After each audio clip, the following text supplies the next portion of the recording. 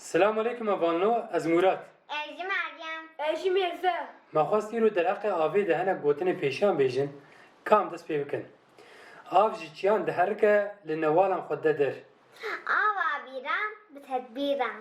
Av di cihê nismre diçe.